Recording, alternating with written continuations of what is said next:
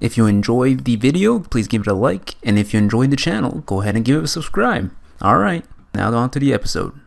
And we are back. To cap off, all you need is kill. Once this is done, I'll also release a special combined video so they can go through the entire story in a single sitting, probably around a week from now. Anyway, when we were last on All You Need, we found out that Rita knows a little something about the whole looping scenario, but before we can really dive into that, we need to revisit chapter 1. We have to remember that from the get-go, Keiji felt that things were a little off. Events felt similar to him, but he couldn't quite put a finger on why. It is only after a few tries that he realizes that he was looping, but able to carry over memories from the last iteration. What I'm trying to get at is that we realize that for him to have felt a little sensation of a loop from the beginning would mean that the first quote-unquote life in chapter 1 was at the very least his second overall loop.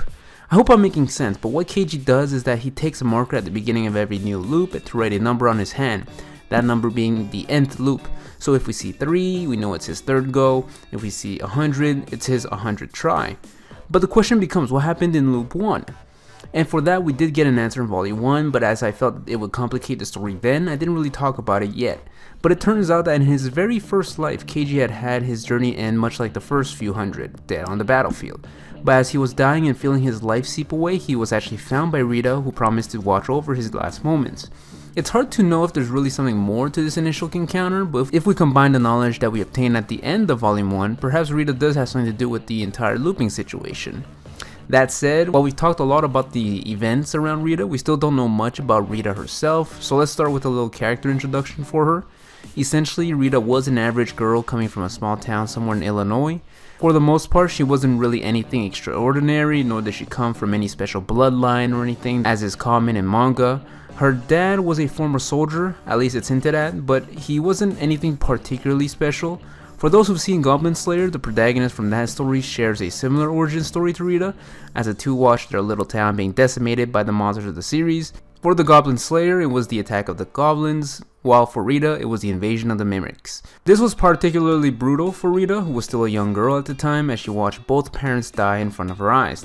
The death of her father resonated especially as he died protecting her, with his last words being, "You must survive." Her entire town was decimated, and as far as I know, she was the only survivor among 1,500 dead. She would vow to spend the rest of her life fighting the mimics, with one final plot twist being that Rita had stolen the identity of somebody older than her to join the army, meaning that A, part of the reason why she looks so small to begin with is because she's younger than most soldiers, and B, even the name Rita is not her own.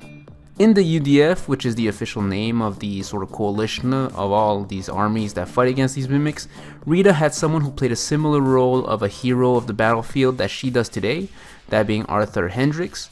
After a short interaction with him on the battlefield, she comes face to face with a mimic that seems slightly off to her, but a special mimic is still a mimic, so Rita kills it, but instead finds herself in the showers 30 hours prior. Much like Keiji would eventually, Rita is stuck in a loop.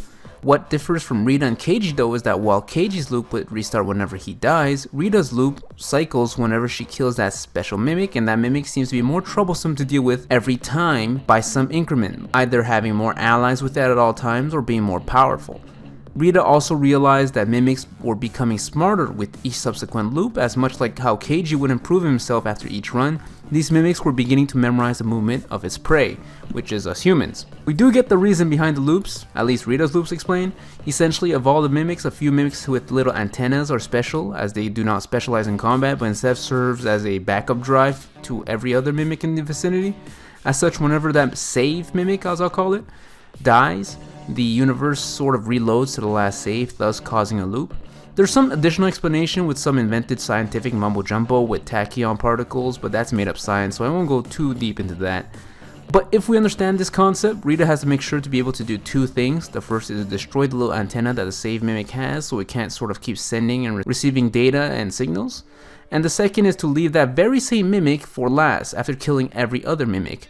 However, to be able to kill every other mimic would mean having to plow through dozens, if not hundreds of monsters, and even though Rita can now physically do it, she just couldn't carry enough ammo on her to get the job done.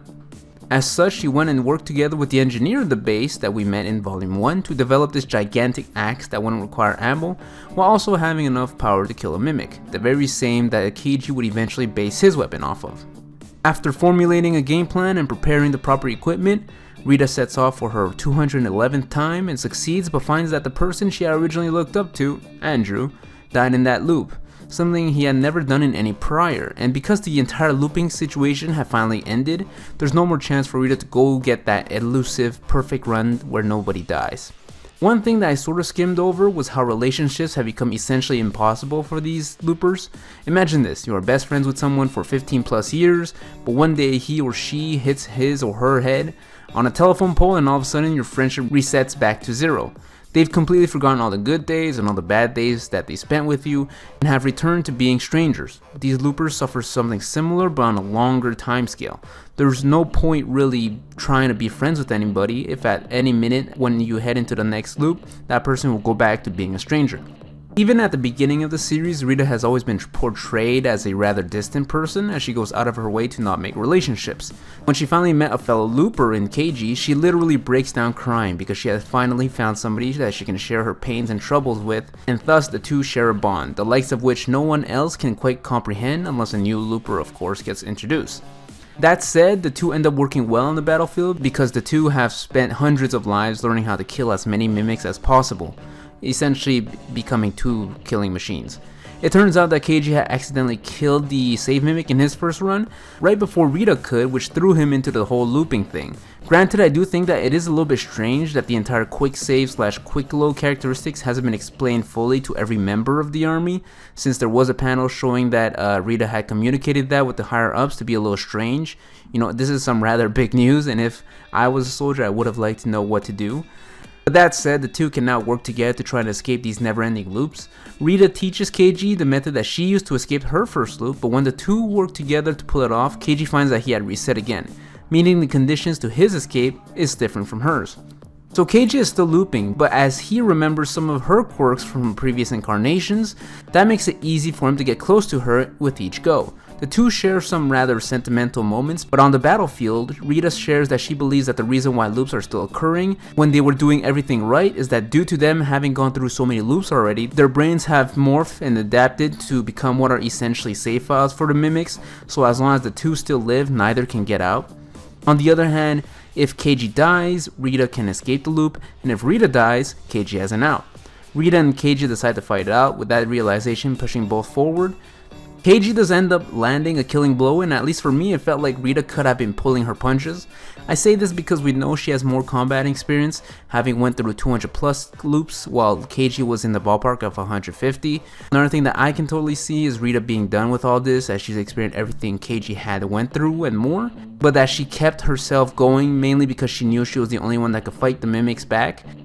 Now comes Keiji, who's actually able to fill in her shoes. At the end of the day, because Keiji had watched Rita fight hundreds of times in order to learn how to improve himself, he could sort of instinctually feel all the moves that Rita would go for and act appropriately, while Rita had no real prior knowledge as to what Keiji can do. As Rita was waiting to die, Keiji did float the idea of just continue looping as he didn't want to lose Rita, but Rita knew from experience that loving someone and having someone love you back, then having to watch that same person forget that relationship in the next life, just so that you can do it all over again, is both mentally taxing and sort of soul crushing. So she does decide to let go, but not before telling Keiji to live on, much like her own father did so many years ago. The story concludes with Keiji becoming a type of war hero, but feels empty having lost the only person who he could ever love and who could ever love him. The ending is honestly a little bit bittersweet. I could see how some people would be a little bit angry about this ending as it's not anything satisfying, but at the same time not every ending has to be a happy one. And that, my friends, is the end of All You Need Is Kill. Some quick thoughts right off the bat.